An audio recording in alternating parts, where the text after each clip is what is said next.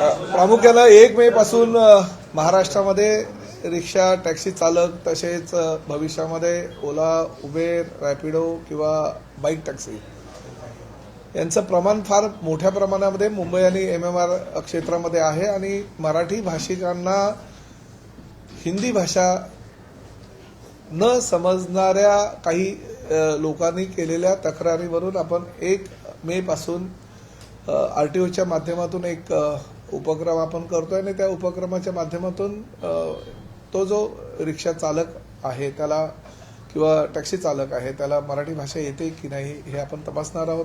मुंबईत रिक्षात बसताना आता एक नवा प्रश्न विचारला जाईल, मराठी येतं का?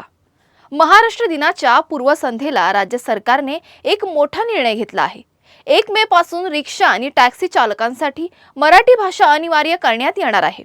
परिवहन मंत्री प्रताप सरनाईक यांच्या या निर्णयामुळे मराठी अस्मिता पुन्हा ऐरणीवर आली आहे। पण या निर्णयावरून आता सत्ताधारी गटातच मतभेद उफाळून आलेत।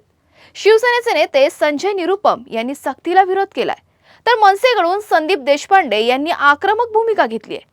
तर एकीकडे भाषा आणि अस्मितेचा मुद्दा आहे, तर दुसरीकडे रोजगार आणि संविधानिक हक्कांचा प्रश्न आहे। याच प्रश्नांवर आमचा स्पेशल रिपोर्ट बघूया। मराठी सक्तीवरून नवा संघर्ष।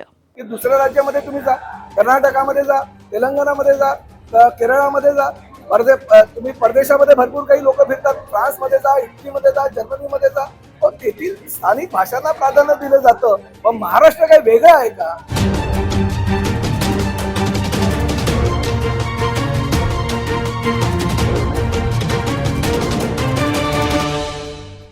महाराष्ट्रातील मोटार परिवहन विभागाने 59 प्रादेशिक आणि उपप्रादेशिक कार्यालयांमार्फत रिक्षा आणि टॅक्सी चालकांची परवाना तपासणी सुरू केली आहे। या तपासणीमध्ये चालकांना मराठी भाषा येते का याची पडताळणी केली जाणार आहे। जर चालकांना मराठी येत नसेल तर त्यांचे परवाने रद्द करण्याचा इशारा परिवहन मंत्री प्रताप सरनाईक यांनी दिलाय। यावर मुख्यमंत्री देवेंद्र फडणवीस यांनी स्पष्ट केलं आहे की मराठी भाषेला प्राधान्य देणं हे चुकीचं नाही, परंतु यावरून वाद होऊ नयेत हे सरकारचं धोरण आहे। मुख्यमंत्री देवेंद्र फडणवीस यांनी सांगितलं की या निर्णयाचा उद्देश राज्याच्या अधिकृत भाषेचा प्रचार करणं आहे, परंतु जर कोणाला मराठी शिकण्याची आवश्यकता असेल तर त्यांना प्रशिक्षण दिलं जाईल। त्यामुळे सरकार सर्वांना समान संधी देणार आहे, जेणेकरून कोणावरही अन्याय होणार नाही। देखिए, पहली बात तो ये है कि मुंबई हो, महाराष्ट्र हो, यहाँ पर मराठी का आग्रह होना, मराठी को प्राथमिकता दो कहना, ये कोई गलत बात नहीं है। लेकिन उसके साथ साथ सरकार की भूमिका ये होगी कि इस प्रकार से विवाद न हो। जो हमारे यहाँ पर ऑटो चालक है या जो टैक्सी चालक है, इनमें से जिनको मराठी नहीं आता उनको हम मराठी सिखाएं। या निर्णयावर शिवसेना शिंदे गटाचे नेते संजय निरुपम यांनी विरोध दर्शवलाय। निरुपम यांनी सांगितलं की त्यांनी रिक्षा टॅक्सी चालकांनी घाबरण्याची गरज नाही। हे सांगायला जात असताना मनसे कार्यकर्त्यांनी गोंधळ घातला। या गोंधळात दगडफेक देखील झाली आणि त्यामध्ये कारची हवा सोडली, बाटली फेकली गेली। तथापि पोलिसांनी 11 लोकांवर कारवाई केली असल्याची माहिती त्यांनी दिली आहे। याबाबत 28 मार्च रोजी मंत्रालयात बैठक आयोजित केली आहे, ज्यात संबंधित सर्व पक्षांशी चर्चा केली जाईल आणि त्यांच्या शंका दूर केल्या जातील असं सरनाईक यांनी म्हटलं आहे। उनको मराठी सीखने का एक मौका देना पड़ेगा। बहुत सारे ऐसे ऑटो चालक हैं जो मराठी भाषा में बात करते हैं। बहुत सारे ऐसे ऑटो चालक हैं, टैक्सी चालक हैं जो बेचारे मराठी में बात नहीं कर पाते। तो अभी जो हमारी पार्टी के मंत्री श्री प्रताप सरनाईक जी ने जिस GR को लागू करने की बात कही, उसका एक पक्ष तो अच्छा है कि सबको काम चलाऊ मराठी का नॉलेज होना चाहिए। एक टूटी फूटी मराठी में बात करिए, कोई पैसेंजर आए उससे आप पूछ सकते हैं मराठी में कि कुठे जायचा तुम्हारा, यानी से वो मान लो उसने बोला कि हमारा बोरीवली जायचा, तो इतना समझ में आना चाहिए, इसमें कुछ गलत नहीं है। लेकिन आगे उसमें लिखा है कि 1 मई से एक वेरिफिकेशन ट्रस्ट टेस्ट होगा और सारे ऑटो वाले, टैक्सी वालों को रोक करके उनके मराठी ज्ञान का टेस्ट लिया जाएगा और अगर वो टेस्ट में फेल हो गए तो उनका परमिट रद्द किया जाएगा। यहां पर खतरे की घंटी बजती है। अगर किसी गरीब ऑटो वाले टैक्सी वाले के पास मान लो वो मराठी के ज्ञान में फेल हो गया तो क्या उसका धंधा छीन लेंगे उससे? आराम से भैया, क्या उसका धंधा छीन लेंगे, उसका परमिट रद्द कर देंगे? तो मैंने चिट्ठी लिखी है अपने मंत्री, अपनी पार्टी के मंत्री को, प्रताप सरनाईक जी को, कि बिल्कुल आप मराठी भाषा का आग्रह रखिए, मैं इस बात से सहमत हूं और होना चाहिए। लेकिन आपने जो ये आग्रह रखा है कि 1 मई के बाद आरटीओ वाले सबका टेस्ट लेंगे और टेस्ट में जो फेल होगा। मनसे नेते संदीप देशपांडे यांनी मराठी सक्तीला विरोध करणाऱ्या संजय निरुपम यांच्यावर टीका करत सवाल उपस्थित केलाय। मराठी शिकण्यावरून रिक्षा आणि टॅक्सी चालकांना काही अडचण नाही, मग संजय निरुपम यांना नेमकी काय अडचण आहे असा प्रश्न त्यांनी उपस्थित केलाय।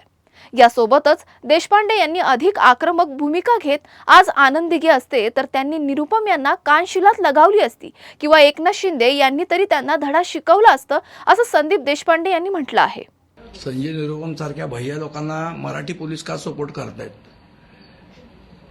हे न उमजण्यासारखं आहे। आम्ही असं कालपर्यंत मानत होतो। सन्माननीय एकनाथ शिंदे सरकारमध्ये आहेत, त्यांनी सांगितलं की स्वर्गीय हिंदू हृदय सम्राट बाळासाहेब ठाकरेंच्या विचारांचं आमचं सरकार आहे। स्वर्गीय धर्मवीर आनंद दिघे साहेबांच्या विचारांचं सरकार आहे। आणि मग जर ह्या लोकांच्या विचारांचं सरकार असेल तर मराठी मुलांना जेलमध्ये टाकून भैया निरुपमला पाठिंबा देणारे कुठलं सरकार आहे?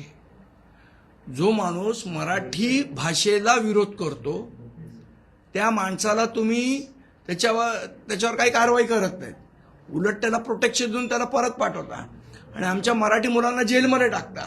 हे कुठलं सरकार आहे? हे नक्की बाळासाहेबांच्या विचारांचं सरकार आहे? हे नक्की आनंद दिघे साहेबांच्या विचाराचं सरकार आहे का? हा आमचा प्रश्न आहे। आणि संजय निरुपमला पण मी सांगणार आहे आणि माझी पोलीस खात्याला पण सांगणं आहे की अशा पद्धतीने तुम्ही जर आमच्यावर जोर जबरदस्ती कराल तर याचा उद्रेक होईल आणि तो संपूर्ण मुंबईभर होईल।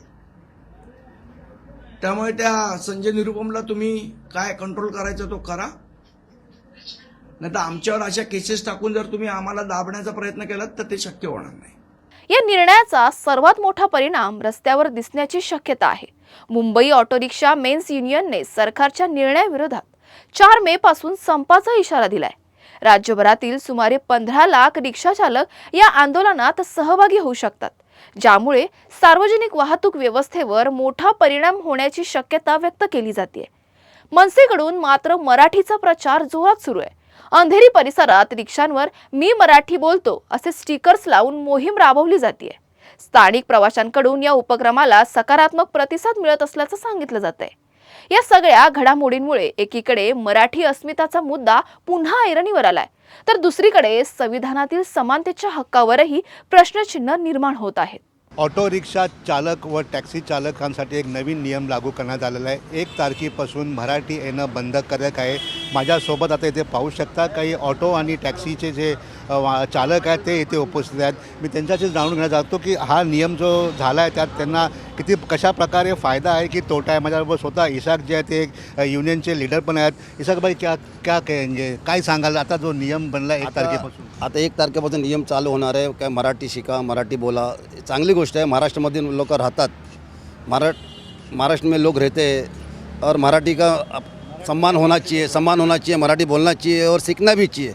अभी कैसे है, सरकार ने अभी 15 दिन के अंदर बोले क्या मतलब मराठी सीखो, तो लोग आज 25-25, 30 साल से झारखंड है, बिहार है, यूपी है, साउथ के लोग हैं, सब तरीके के लोग यहाँ पे रिक्शा चलाते हैं। तो लोगों को थोड़ा सा मौका मिलना चाहिए।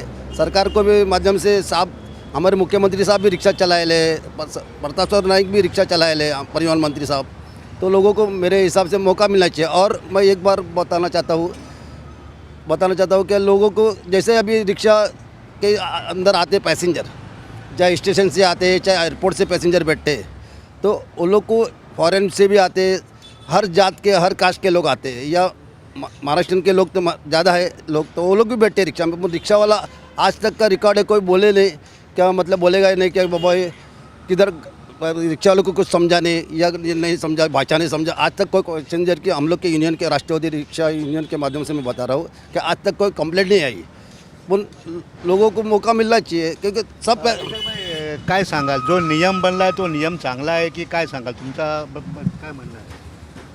बघा, महाराष्ट्रामध्ये राहतात मराठी तो आना चाहिए, पण जो बोलेगा लाइसेंस परमिट कैंसिल वो नहीं होना चाहिए। एक रोजी रोटी है लोगों का। आपने सरकार ने ये दिया है कि अब जो बोला नौकरी नहीं है कुछ नहीं है, तो एक रोज़गार के हिसाब से मोदी साहब भी बोले क्या मतलब हमने इतने परमिट दिए तो लोगों को रोज़गार दिया। मोदी साहब का भी कहना है, मुख्यमंत्री साहब का भी कहना है, तो ये अच्छा है। तो लोगों को ताबड़तोड़ बोलेंगे परमिट कैंसिल हो जाएगा, ये कैंसिल हो जाएगा, ये नहीं होना चाहिए। लोगों को मौका देना चाहिए। और हम लोग भी अभी स्कूल हमारे ऑफिस में है, एक ऑफिस लेने वाले हैं झारखंड बिहार यूपी वाले के लिए भी एक हम लोग टीचर रखने वाले मराठी बोलने के लिए। तो रिक्शा वाले भी बोल रहे हैं कि हम आएंगे आपसे सीखेंगे, तो मौका मिलना चाहिए। अनेक ठिकाणी अमराठी चालक प्रवाशांशी मराठीत संवाद साधत नसल्यामुळे प्रवाशांना अडचणींचा सामना करावा लागत असल्याचं निदर्शनास आले। या पार्श्वभूमीवर राज्य शासनाने हा विषय गांभीर्याने घेत पुढाकार घेतला असून परिवहन विभागाने 1 मे महाराष्ट्र दिनाचे औचित्य साधत या निर्णयाची काटेकोर अंमलबजावणी करण्याचा निर्धार व्यक्त केलाय। मराठी भाषेला नुकताच अभिजात भाषा दर्जा मिळाल्यामुळे या उपक्रमाला विशेष महत्त्व प्राप्त झाले। हा निर्णय केवळ प्रशासकीय स्वरूपाचा न राहता अमराठी वाहन चालकांमध्ये मराठीबद्दल आत्मीयता निर्माण व्हावी यासाठी प्रयत्न करण्यात येणार आहे। यासाठी अमराठी चालकांना मराठी भाषेचं प्रशिक्षण देण्यासाठी विशेष अभ्यासक्रम तयार करण्यावर भर दिला जाणार आहे। या उपक्रमासाठी मुंबई मराठी साहित्य संघाच्या अध्यक्षा उज्ज्वला मेहेंदळे तसेच ज्येष्ठ साहित्यिक प्रदीप ढवण यासह अन्य मान्यवरांचं मार्गदर्शन मिळणार आहे। या मोहिमेमुळे मराठी भाषेचा प्रसार होऊन प्रवासी चालक संवाद अधिक सुलभ होईल अशी अपेक्षा व्यक्त केली जात आहे।